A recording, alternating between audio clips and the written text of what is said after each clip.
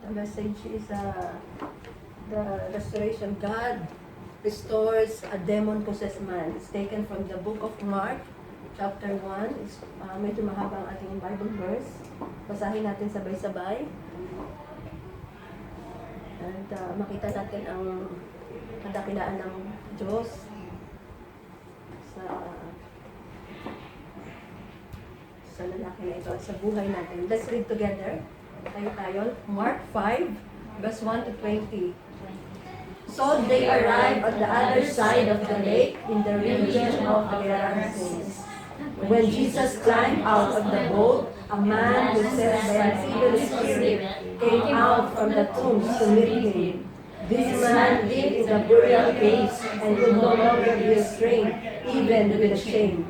Whenever he was put into chains and shackles, as he often was, he snatched the chains from his wrists and smashed the shackles. No one was strong enough to subdue him. Day and night he wandered among the burial caves and in the hills, howling and grabbing himself with the sharp souls. When Jesus was still some distance away, the man saw him, ran to meet him, and bowed before him. Verse 7, with a shriek, he screamed, "Why are you interfering with you, Jesus, Son of the Most High God? In the name of God, I beg you, don't torture me." For Jesus had already said to the spirit, "Come out of the man, you evil spirit." Then Jesus demanded, "What is your name?" And he replied, "My name is Legion, because there are many of us inside this man." Then the evil spirits begged him again and again not to send them to some distant place. There happened to be a large herd of pigs feeding on the hillside nearby. "Send us into those pigs," the spirits begged. "Let us enter them." So Jesus gave them permission. The evil spirits came out of the man and entered the pigs, and the entire herd of about 2,000 pigs plunged down steep hillside into the lake and drowned in the water. The herdsmen fled to the nearby town and the surrounding countryside, spreading the news as they ran. People rushed out to see what had happened. Verse 15. A crowd soon gathered around Jesus, and they saw the man who had been possessed by the legion of demons. He was sitting there fully clothed and perfectly sane, and they were all afraid. Then those who had seen what happened told the others about the demon-possessed man and the pigs. And the crowd began pleading with Jesus to go away and leave them alone. As Jesus was getting into the boat, the man who had been demon-possessed begged to go with him. But Jesus said, "No, go home to your family and tell them everything the Lord has done for you and how merciful He has been." So the man started off to visit the 10 towns of that region and began to proclaim the great things Jesus had done for him, and everyone was amazed at what He told them. Lord, maraming salamat po. Pumili ang pangalan mo sa iyong mga salita, Lord. Muli pang Jesus, kayo magpala sa iyong mga salita, ayag mo po ang katotohanan, ang kapangyarihan ng salita, Lord God. And we pray, Lord God, sa pamagitan ng salita mo, Pang Jesus, we pray, Lord God, na ang iyong buhay, Pang Jesus, ang iyong kapuspusan, ang banal na Espiritu, Pang Jesus, ay pupuspos sa amin. Salamat, Lord, bigyan mo kami ng pangunawa sa iyong mga salita, dahil apart from you, Panginoon Jesus, hindi namin ito kayang unawain.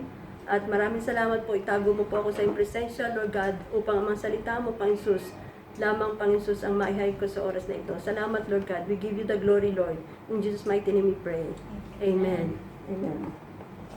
Okay, punan tayo. Praise God. And ito yung ating, the word of God, din yung sinabi ko, the man, the demon-possessed man that has been restored by Jesus. So, nakita natin ang Panginoong Jesus ay punong-puno ng mercy sa atin. Napakamahabagin ng Diyos sa atin. At yun nga, ang Panginoon Jesus is patuloy na nagmamalasakit sa atin. Ito ang isa sa mga katangian ng Panginoon Jesus, na ang Diyos ay nagmamalasakit. Diba, sinasabi nga ng Panginoon Jesus sa atin that we have to cast out our cares kay Jesus. Lahat ng mga alalahanin natin, sabi ng Panginoon Jesus, ilatag natin sa Kanya, ibigay natin kung ano man ang mga alalahanin natin, Because ang tanging nagmamalasakit sa atin, ang una at higit na nagmamalasakit sa atin ay ang ating Diyos. At siya yung Diyos natin na nagkahari sa langit at sa lupa. So, nakita natin ang kabutihan ng Panginoon in the life of the demon-possessed man, at katulad din natin kung paano nagre-reach out ang Diyos sa atin. Kasi nga, God is in heaven at siya ay nakatunghay sa atin. Siya yung kumukup-kup sa atin at alam ng Diyos ang lahat ng mga pinagdadaanan natin sa buhay. Ang nais lang ng Panginoon, lalo na in this time na ang sitwasyon natin, ang crisis ng mundo ay patuloy, in the time of pandemics, no? Na lalo na ngayon na marami maaring mga natatakot at kailangan ng mga tulong. Pero ang dahilan nga ng Panginoon ay pumunta sa atin at siya ay dumating dito sa mundo ay upang tayo ay iligtas ng Panginoon at tayo lahat ay makaranas ng kaligtasan at ng kabutihan ng Panginoon sa atin. So, in the Bible, nakita natin ang istorya ng isang demon-possessed man. He's possessed by maraming mga demonyo at ang sitwasyon niya is makikita natin na siya is, itong lalaki na ito nga daw is nakatira siya sa libingan. So makita natin, si Jesus Christ, pagkatapos na siya ay nagturo, maghapong nagturo siya, si Jesus kasama ang kanyang mga disipulo, sinabihan niya ang kanyang mga disciple na pumunta tayo sa kabilang ibayo. Sabi niya kay Jesus, sa kanyang mga disciple. At si Jesus is, bago pa man pumunta doon, meron siyang gustong sadyain. Meron siyang gustong bisitahin. Si Jesus ay may gusto siyang puntahin, may tinatarget siya na tao na kailangan niyang puntahan dito sa lugar na ito. At nakita natin na yung lahat ng mga sitwasyon natin sa buhay ay alam na ng Panginoon Jesus.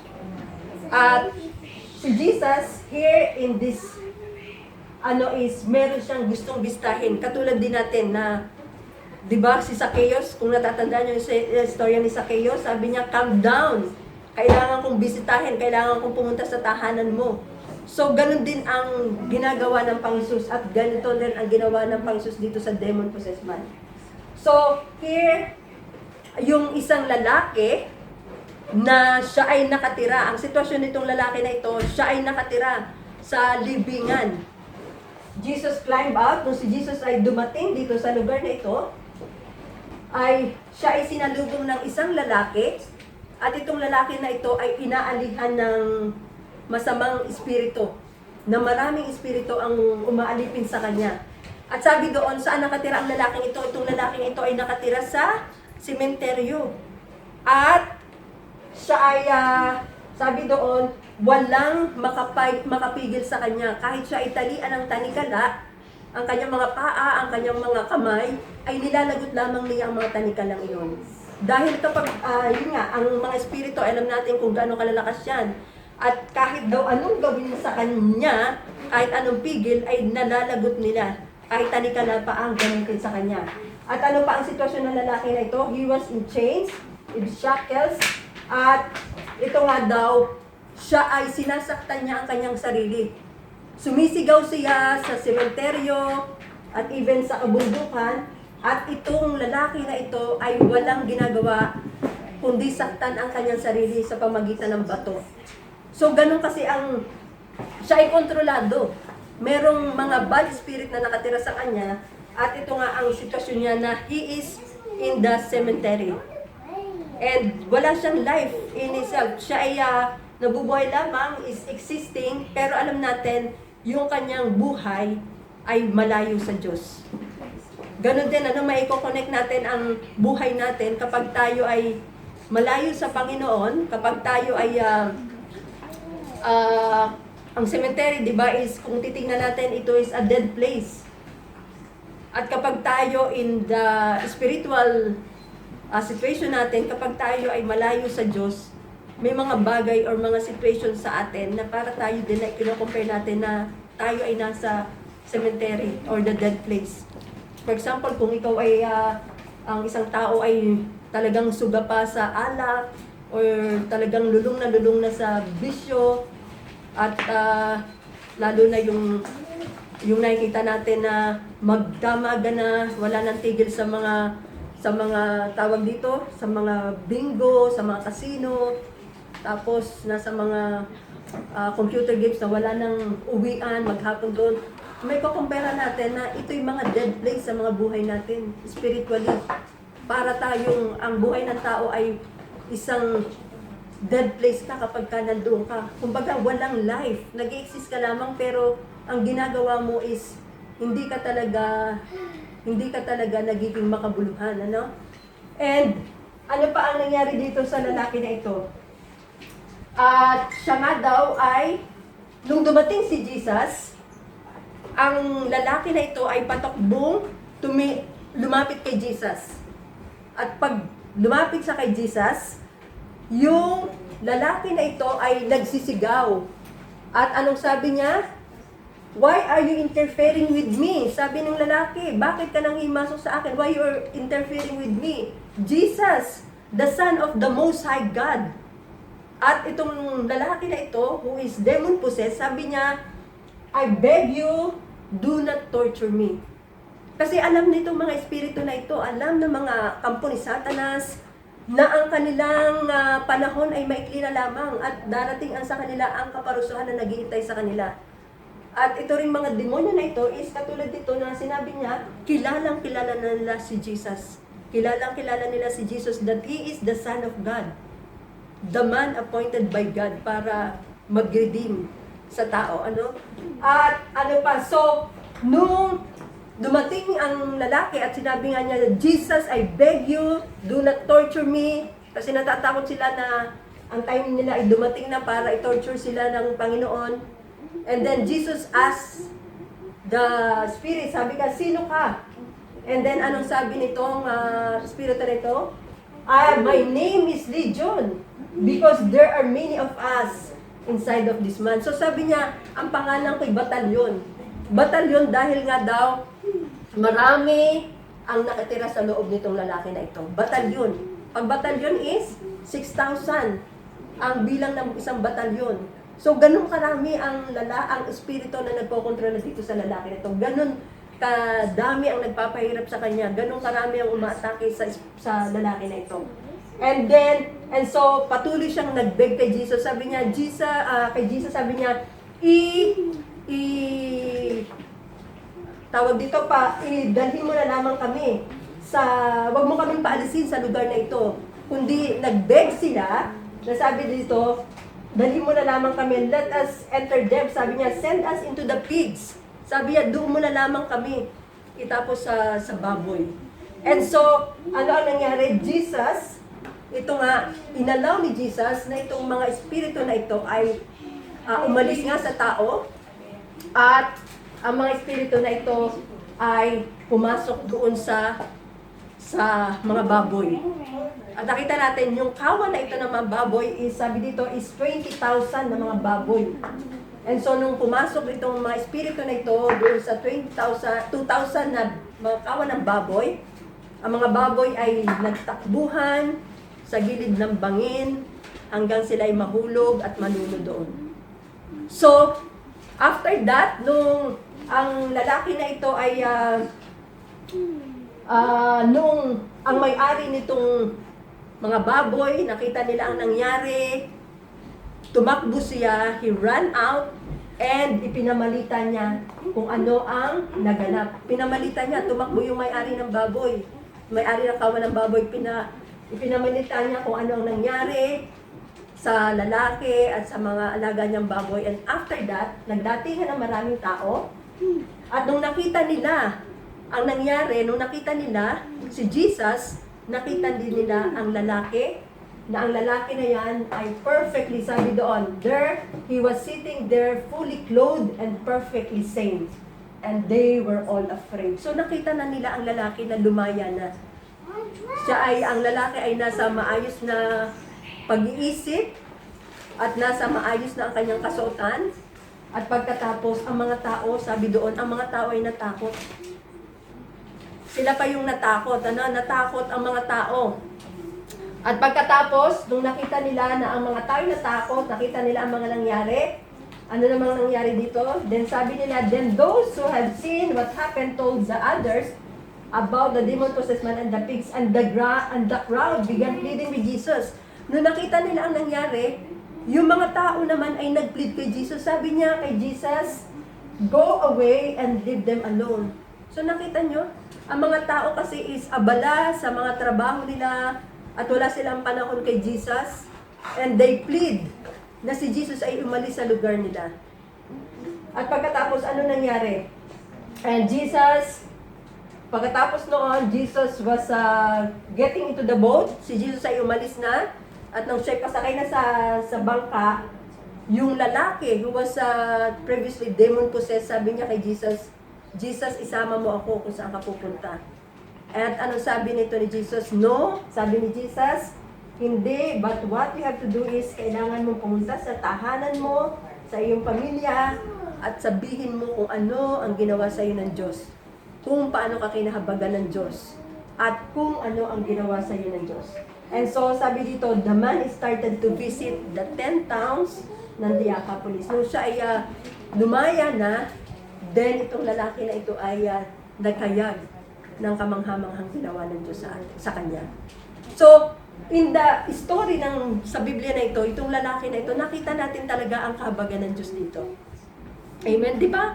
Kung titingnan mo, ang lalaki na ito ay walang taong pwedeng, yung bang kapag nakita mo ang lalaki na ito, sa atin is nature natin na matatakot tayo.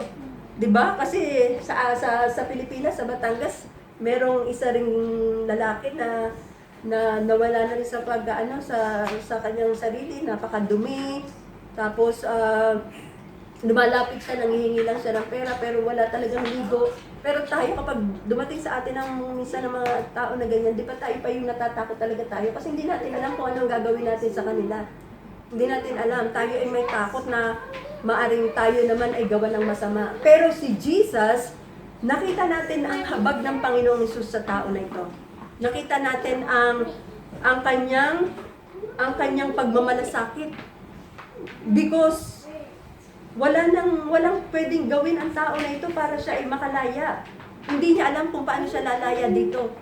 Kaya nga siya ay nakatira na lamang sa libingan at hindi niya alam kung paano siya mabuhay. Pero God, si Jesus Himself, siya ang nag-reach out sa lalaki na ito. Amen? Kaya kapag tayo, ang tanging makakapagpalaya lamang sa atin ay sino? Walang iba kundi ang Panginoong Hesus. Dahil ang sabi nga ng salita ng Panginoon, if the Son sets you free, you will be free indeed. Dahil ang dahilan na si Jesus Christ ay pumunta dito, ay ito nga para tayo ay bigyan ng kalayaan. At saan ba tayo gusto ng Diyos na tayo ay lumaya? Diba? Sa mga bagay na hindi natin kayang palayain ang sarili natin. Sa mga, katulad dito, yung lalaki na ito is being controlled by the devil, by the evil spirit. So may mga bagay sa buhay natin na hindi natin alam kung paano ba tayo makakawala sa sitwasyon na ito. May mga bagay katulad halimbawa ng mga dark past natin or even mga vices at even nga yung mga spirit kapag kasi tayo ay na wala sa Panginoong Hesus, wala pa totoo tayong relasyon sa Panginoong Hesus, aminin man natin at hindi, tayo lahat ay under ng master natin na si Satan. At yung mga demonyo, yun yung nagkokontrola sa atin. Unless na tayo ay meron talagang relationship kay Jesus, at tayo ay tumanggap sa Panginoong Hesus, then tayo ay, ang pangako ng Panginoon, ang banal na Espiritu ang titira sa atin. Pero sa sitwasyon nitong lalaki na ito, nakita natin na ang tunay na kalayaan natin ay nasa Panginoong Hesus lamang. At yun ang reason why Jesus came, para tayo ay bigyan ng kaligtasan, kalayaan. Sabi nga ng Panginoon, thanks be to God who gives us the victory in Christ Jesus. Yung kagalingan, yung kalayaan, yung kaligtasan, yun ang ginawa ng Panginoon sa atin. Kaya sa Luke 4:18, sabi niya dito, The Spirit of the Lord is upon me. Kasi sinasabi ni Lord, ang Espiritu ng Diyos ay nasa akin. At ako ay sinugo ng Diyos Ama. Para daw saan? Sinugo siya ng Diyos Ama and He was anointed daw to bring good news to the poor. Kaya yun ang sinasabi ni Lord Jesus, I bring the good news. At ano daw ang good news na yon? Ang good news na yon, sabi niya, He was sent to the poor to bring the good news para sabihin niya daw na ang lahat ng mga bihag ay lalaya. Ano pa? Sabi niya, yun ang good news na sinasabi, ang lahat ng mga bihag ay lalaya, ang lahat ng mga bulag ay makakakita, ang lahat ng mga inaapi ay magkakaroon ng kalayaan. At sabi na ni Jesus, ako ay sinugo ng Ama para ihayag ang pagliligtas ng Diyos. Amen? So, si Jesus lamang, siya yung inanoint ng God the Father para at tayong lahat ay magkaroon ng tunay na kaligtasan at tunay na buhay. Because ang kaligtasan na sinasabi dito ng Panginoon ay hindi lang yung kaligtasan natin na tayong lahat ay aalisin ng Panginoon or tayo ay ililigtas doon sa impyerno, pero sa araw-araw ng buhay natin, makikita natin ang ginagawang pagliligtas ng Diyos sa atin. Kapag kasama natin si Jesus, ang ating buhay, makakanta natin ang tunay na buhay na maligtas tayo. Kaya nga in this pandemic, ang tanging lang natin, mas pinaka-the best na bakuna natin ay ang dugo ng Panginoong Sus. Amen? Lalo na ngayon nakikita natin na ang mga tao ay iba-iba na ginagawa ng mandatory ang mga vaccination natin. Pero in the name of Jesus Christ of Nazareth, lahat tayo, kapag tinanggap natin si Jesus, wala nang ibang makapagpoprotekta sa atin kundi ang Panginoon Jesus lamang. At yun ang ginawa ng Panginoon Jesus. Sinasabi niya, I bring the good news. Kaya ang good news na sinasabi dito ni Jesus is, siya yung good news natin. Siya ang good news. And so, ito nga nung ma-encounter, nung demon possessed ang lalaki na ito, nagkaroon siya ng kalayaan. Nagkaroon siya ng bagong buhay. Kaya pag tayo rin ay na-encounter natin ang Panginoon Jesus at naranasan natin ang talagang presensya ng Panginoon Jesus, katulad din ng lalaki na ito, ay magkakaroon tayo ng ganap na kalayaan. Amen? Ano ba yung sinasabi ni Lord Jesus na paano ba tayo pinagaling at pinalaya ng Panginoon Jesus? Paano ba in-accomplish ni Lord ang kagalingan at kalayaan ng Diyos sa atin? Amen? Saan ba tayo pinalaya ng Diyos? Unang-una, pinalaya tayo ng Diyos sa kasalanan. Kasi ang Diyos is banal at ayaw ng Diyos na tayo ay mabuhay sa kasalanan. Pinalaya tayo ng Diyos saan? Tayo ay pinalaya ng Diyos sa kapangyarihan ng kasalanan. Sino ba ang may kapangyarihan sa kasalanan? Walang iba kundi si Satan. Kasi nga, si Satan is nag-uudyok para ang tao ay palaging magkasala. Kaya walang ibang may kapangyarihan sa kasalanan kundi si Satan lamang. Kasi he is always tempting people para ang tao ay magkasala at mawalay sa Diyos. Saan pa tayo iniligtas ng Diyos? Bakit sinasabing ang si Jesus ay good news? Dahil si Jesus tayo ay tinubos niya sa sin, sa death, at saan pa sa destruction. Bakit sinasabing sa death? Because ang death is, sinasabi nga, ang kabayaran ng ating kasalanan ay kamatayan. Ang kabayaran ng ating kasalanan ay kamatayan lamang. At kapag tayo nagkasala, nasa kanyang salita, nasa kanyang batas na kapag ang tao ay nagkasala, walang ibang patutunguhan, walang pupuntahan kundi kaparusahan. Amen? Kaya yung sinasabi ni Lord na ang good news ay dumating na, si Jesus ay dumating na para tayo ay tubusin ng Diyos. At ito nga tayo tinubos ng Diyos sa kasalanan, sa kapangyarihan ng kasalanan, sa kamatayan, sa destruction, sa curses. At kailan in-accomplish ng Panginoong Jesus ang kagalingan natin? Kailan in-accomplish ng Panginoong Jesus ang kalayaan natin? Ito ay naganap noong si Jesus Christ ay namatay sa krus. Amen? The only ang paglaya ng Panginoon Jesus na ginawa niya, ang pag-accomplish ng Diyos para tayo ay magkaroon ng kagalingan sa ating mga buhay at kalayaan. Ito'y naganap na 2,000 years ago pa. Kaya ang kaligtasan ng Panginoon Jesus ay naganap na sa ating mga buhay. At ito nga ay kailan naganap? Noong si Jesus Christ ay namatay sa krus. Kaya nung si Jesus Christ ay namatay sa krus, ang dinala niyang lahat ay kinuha niya ang lahat ng ating mga kasalanan. Kinuha niya ang lahat ng mga sakit natin. At yun ay dinala niya sa kanyang katawan. Amen? Dinala ng Panginoon Jesus ang lahat ng sakit natin. At yung lahat ng karamdaman natin ay kinuha ni Jesus sa kanyang katawan. Kaya sino ba ang dapat mamatay? Sino ba ang dapat maparusahan? Tayong lahat ang dapat maparusahan dahil sa ating mga kasalanan, pero dahil sa kabutihan ng Diyos sa atin, dahil sa kasaganahan ng kanyang biyaya, yung kabutihan ng Panginoon ay kinuha niya sa atin ang mga kasalanan. Kaya siya ay namatay para tayo itubasin sa kasalanan, at yun ang kaganapan ng pagtubos niya sa atin. Pero after 3 days, sabi nga doon, si Jesus Christ ay namatay, and after 3 days, si Jesus Christ ay muling nabuhay. At pagkatapos noon, yun ang pag-seal ng kaligtasan na ibinigay niya sa atin. Dahil siya ay walang kasalanan, pero dahil sa kanyang kamatayan at dahil sa kanyang muling pagkabuhay, tayong lahat ay, ibig sabihin noon, pag tinanggap natin si Jesus Christ of Nazareth, yung buhay na yon, si Jesucristo ay mananahan sa atin. At siya ang magiging buhay natin. Kaya, pagkatapos na siya umakyat sa langit, after the resurrection, ano ang pangako ng Diyos sa atin? Ang sabi niya, siya ay magbabalik, at sino man ang manalig sa Kanya, ang sabi ng Panginoon, siya ay makakasama niya sa langit na bayan. Yun ang pangako ng Panginoon sa atin, na siya ay aalis at muli siyang babalik, at ang Kanyang pagbabalik daw ay kakasama, ay tayong lahat ay isasama niya. Pinaghahanda tayo ng Diyos sa langit. Ano ang pinaghahanda ng Diyos sa atin? Pinaghahanda tayo ng kwarto ng ating pinaghahanda tayo. Ang kaharian ng langit ay ito ay para sa atin. Amen? So, nakita natin na noong ang lalaki na ito ay lumaya at nagkaroon ng kalayaan, ano ang unang inirestore ng Diyos sa kanya? Ang unang-unang nirestore sa kanya ng Diyos ay ang relationship niya sa Diyos. Amen?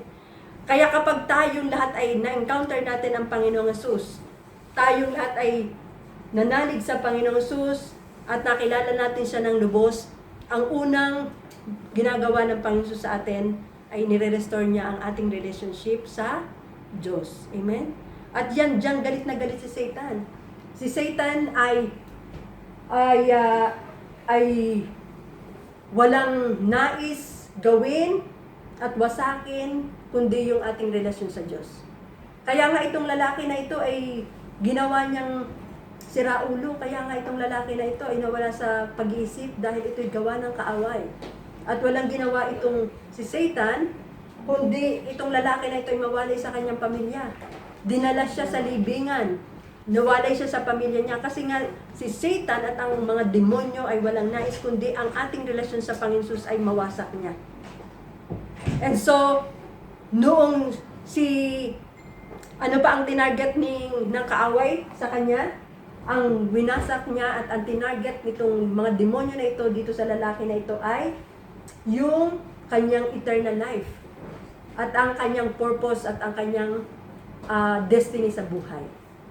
Amen? So, makita natin na kapag tayo ay nirestore ni Lord, kapag tayo ay nakakilala sa Panginoon, ang unang nire-restore din ng Panginoon sa atin ay yung relasyon natin sa Diyos. Kasi si Satan is walang ginagawa siya sa atin, kundi yung ating relasyon sa Diyos ay wasakin niya. Sirain niya ang ating magandang relasyon sa Diyos. Kaya nakikita natin, di ba, kapag tayo ay nag-aaral ng salita ng Diyos, nandiyan pumapasok na tayo inaantok, tayo ay maraming pumapasok sa maisipan natin na gusto nating gawain. Kasi nga kapag tayo ay lumalapit sa Diyos, doon naman gumagawa si Satan ng mga hindrances at mga distraction para tayo ay i-destroy niya at wasakin niya ang magandang relationship niya sa atin. Kaya huwag tayong padadaya kay Satan. ipaglaban natin na tayo ay mga anak ng Diyos at huwag tayong pipiliin na kapag mga araw ng mga ganitong gawain, huwag tayong unahin natin ang Panginoon Jesus. Hayaan natin ang mga trabaho, mga part-time, hanggat maaari, gawin natin kung ano ang higit na makalulugod sa Diyos. Amen? So, katulad ng lalaki na ito na noong siya ay nakakilala sa Diyos, ang unang inirestore sa kanya ay ang relationship niya sa Diyos. Ganon din tayo. God is nire-restore niya ang ating relasyon sa Diyos. Dahil, katulad na sinabi ng salita ng Diyos, para daw tayong mga tupa. Tayo ay naligaw ng landas. Tayo ay nagkanya-kanya ng landas para tayong tupa, wala tayong pastol. Pero when si Jesus Christ came, sabi niya siya ang mabuting pastol at ang ginawa niya ay para tayo ay lingapin, para tayo ay dalhin niya sa mas mabuting pastulan. Amen? Kaya sabi, di ba, Lord, yung ating soul, tayo ay makasalanan. Pero because yung pag-ibig ng Diyos sa atin ay napakadakila, kaya tayong lahat ay iniligtas ng Panginoon. Tayo captives ng mga demonyo, tayo mga walang kakayanan para maligtas tayo. Pero dahil sa pag-ibig ng Panginoon, tayo ay kanyang iniligtas. Ganon din ako, naalala ko nung ako hindi pa nakakilala sa Panginoon. Yung aking buhay is, kumbaga walang meaning at purpose. Parang sa ano ko lang is, bakit ganito kaya ang buhay? Nag-iisip ako lagi. Kasi ang trabaho ko noon ay panggabi ako. Tapos pumapasok ako, hirap na hirap ako, anong tawag dito?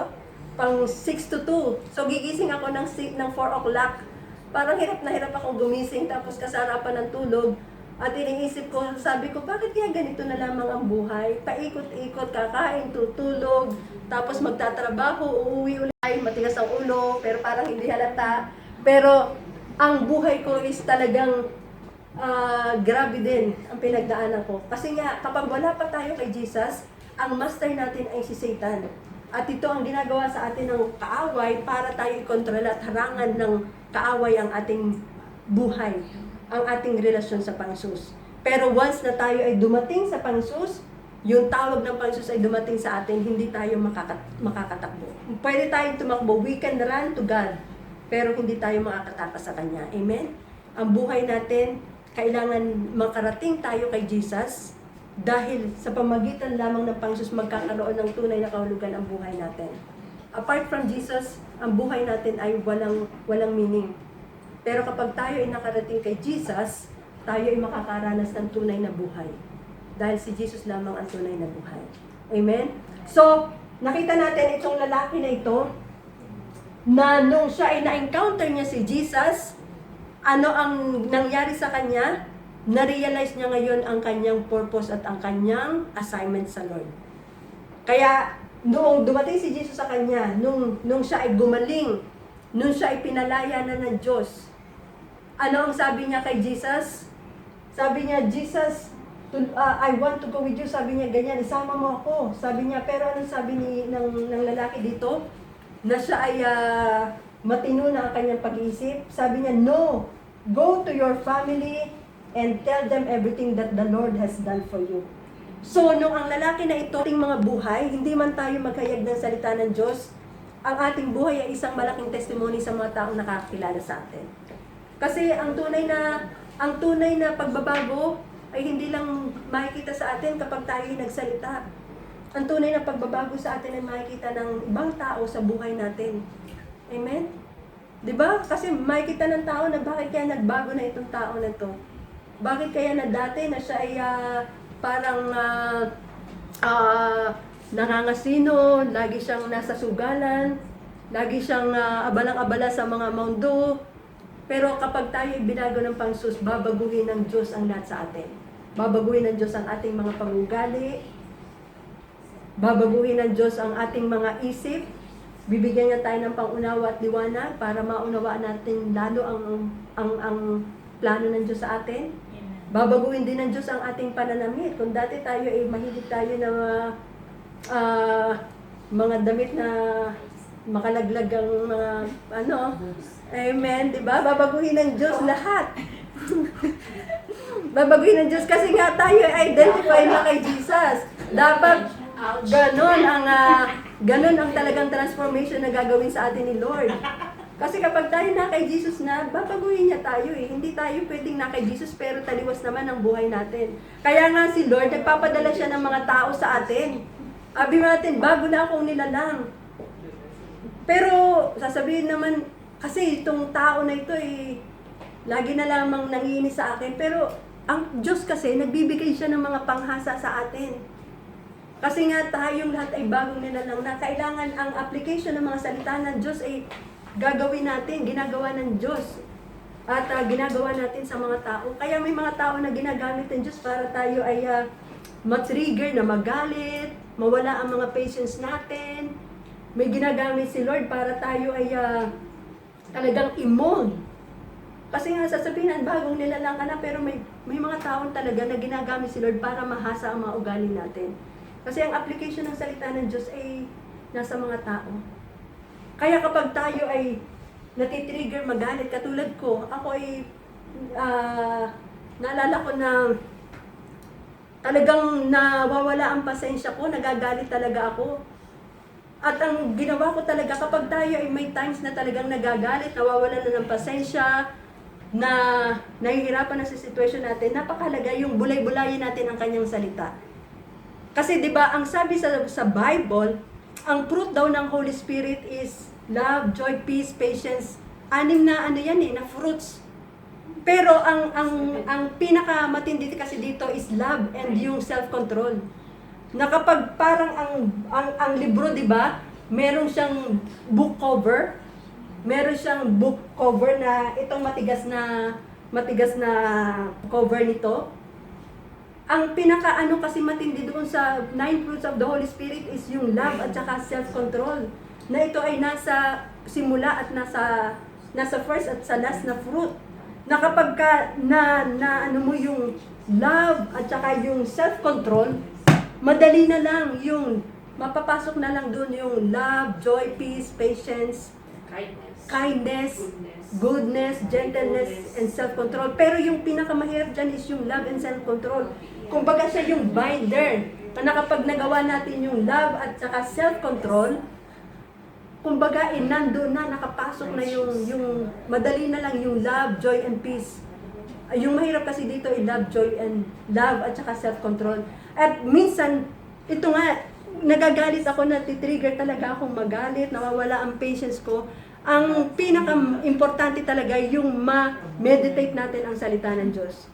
Kapag binigkas natin ang salita ng Diyos, mawawala, papasok sa kaluluwa natin ang salita ng Diyos. Kaya nung time na ako'y nagagalit, ako'y ang binanggit ko lang na salita ng Panginoon is, sinabi ko ang kinonfirm, ang inano sa akin ng Diyos noon is, binang salita ng Diyos is, those who belong to Christ have crucified the sinful nature with its desires, with its passion and desires. Kaya paulit-ulit kong binanggit yon. Those who belong to Jesus Christ have crucified the sinful natures with its desires and passion. Talagang kailangan bulitin, ulit-ulitin natin hanggang ang salita ng Diyos ay pumasok sa atin. Kasi ang salita ng Diyos ay may power. So, imbis na magalit ka, imbis na mawala ang pasensya mo, imbis na sakyan mo ang gawa ng kaaway, kasi alam natin na nasa likod ng sitwasyon natin ang kaaway eh. Hindi ang kaaway natin ay yung tao, kundi yung mga tao na nasa likod ng mga tao yung nagtitrigger sa atin na magalit. Kaya kapag tayo may mga sitwasyon na ganyan, i-declare natin. Kailangan natin yung word ni Lord mag-empower sa ating soul hanggang sa mawala yung mga espiritu na nagkocontrol. Kaya pag binanggit natin, those who belong to Christ have crucified the sinful nature. May power talaga yan. Banggitin natin, I have been crucified with Christ. The old is gone, the new is come. And so kapag binanggit natin ang binanggit yan, yung power ni Lord na yan, makikita natin ang power ng Panginoon ay darating talaga sa ating mga soul. Kaya napakahalaga na meron tayong word ni Lord na papanghawakan para ang salita ng Diyos ay pumasok sa ating katawan at kaluluwa. Kasi without the word of God, sabi nga, ang flesh natin can do anything. Flesh counts for nothing. Only ang Espiritu ng Diyos ang talagang may kakayanan para tayo ilumaya. Kaya pag kinonfess natin ang word ni Lord sa ating mga buhay, magkakaroon tayo ng ganap na kalayaan. Makikita natin ang transformation. Kasi ang tunay na tagumpay natin sa ating mga buhay as Kristiyano is yung makita tayo ng Diyos na sumusunod sa Kanya. Kasi mga anak na tayo ng Diyos. Ang gusto ng Panginoon Jesus, pagkatapos na matanggap natin ang kaligtasan, ay kailangan na ipamuhay natin ang kaligtasan niya. Hindi pwedeng natanggap na natin ang kaligtasan, pero ang buhay naman natin ay taliwas pa rin sa ginagawa natin doon sa salita ng Diyos. Kasi meron tayong part na ginagawa, meron tayong dapat na part na gagawin natin, dahil nga si Lord inako niya na ang kaligtasan natin. Pero yung part natin is, kailangan na tayo ay merong tayong binabayaran para sa kaligtasan natin. Amen? At kasama na dyan ang pagbabayad ng kaligtasan natin, yung ating obedience sa Panginoon. Amen? In every area of our life, napakahalaga yung pagsunod natin sa Diyos. Amen? So, kung paano itong lalaki na ito, siya ay lumaya at nakita niya ang tunay na purpose ng kanyang buhay, ganun din tayo. Kapag tayo ay na kay Jesus na, maunawaan natin ang tunay na purpose natin sa buhay. And the only purpose na meron tayo sa buhay natin is to glorify God. Na minsan kailangan tanungin natin, Lord, hayaan mo na hindi ako magkasala sa gagawin ko nito. In the morning, kailangan, Lord, tulungan mo ako na ilayo mo ako sa pagkakasala. Tulungan mo mag-glorify kita sa lahat ng gagawin ko, sa lahat ng isipin ko, sa lahat ng gagawin ko today. Napakalaga yung gawin natin na prayer natin, Lord, pangunahan mo ako upang hindi ako magkasala sa iyo. Kasi ang gusto ng Diyos sa pamagitan ng buhay natin ay mag-glorify natin siya. At maibigay natin ang lahat ng kapurihan sa Kanya. Amen? So we must always ask, Lord, ilayo mo ko sa pagmamataas, ilayo mo ang puso ko sa kalayawan, sa kahalayan. Kailangan meron tayo palaging desire sa ating mga puso na ang ating malaking desire ay yung maluwalhati ng Diyos, maluwalhati natin ang Diyos sa ating mga buhay. Amen? So, hingi tayo talaga ng kalakasan sa Panginoon. Kasi without God, hindi natin kayang pagtagumpayan ang lahat ng bagay dito sa mundo. Because only when God is with us and only when God is controlling our life, then mapapagtagumpayan natin ang lahat sa buhay natin. Amen? So, katulad ng lalaki na ito, na sa kabila na siya ay kinokontrol ng napakaraming bilyon ng mga demonyo, hindi bilyon, mga 6,000 na milyon, 6,000, isang batalyon na demonyo, pinalaya siya ng Diyos. Ganon din tayo. Kapag tayo dumating sa Panginoong Jesus at tinanggap natin ang Panginoong Jesus, mararanasan natin ang tunay na kalayaan. Kaya yun nga sinasabi ng Diyos, walang makakapaghiwalay sa atin sa pag-ibig ng Diyos. Sabi dito in Romans 8 verse 38, For I am convinced that neither death nor life, neither angels nor demons, neither the present nor the future, nor any powers, neither height nor depth nor anything else in the creation will be able to separate us from the love of God that is in Christ Jesus. Amen. Walang makapaghiwalay sa atin sa pag-ibig ng Diyos. Kahit ang kahirapan, kahit ang kasalanan, kahit ang mga demonyo. Kasi ito nga ang reason kung bakit dumating si Jesus eh. Para tayo ay hanguin ng Diyos sa kasalanan. Para tayo ihanguin ng Diyos sa mga demonyo na ito. Kaya walang pwedeng makapaghiwalay sa atin sa Panginoong Jesus. Walang pwedeng makapaghiwalay sa atin sa pag-ibig ng Diyos. Why? Because si Jesus Christ ay namatay na para sa atin. Hindi pwedeng mawalay tayo sa Diyos. Kapag tinanggap natin si Jesus, ang tatanggapin natin ay ang kanyang presensya. Kaya walang pwedeng makapaghiwalay sa atin dahil si Jesus mismo ang pag-ibig ng Diyos sa atin. Amen? Kapag nasa atin si Jesus Christ, nasa atin ang Panginoon Jesus, nasa atin ang pag-ibig ng Diyos. So, now na tayong lahat ay lumaya na, at tayong lahat ay tumanggap na sa Panginoon Jesus, ang kailangan natin gawin ay, katulad ng lalaki na ito, we must declare. Kailangan nating ipangaral ang salita ng Diyos. Di ba sabi ng Panginoon Jesus, iyan ang dahilan kung bakit siya dumating para ang kapatawaran ng kasalanan ay may pahayag natin.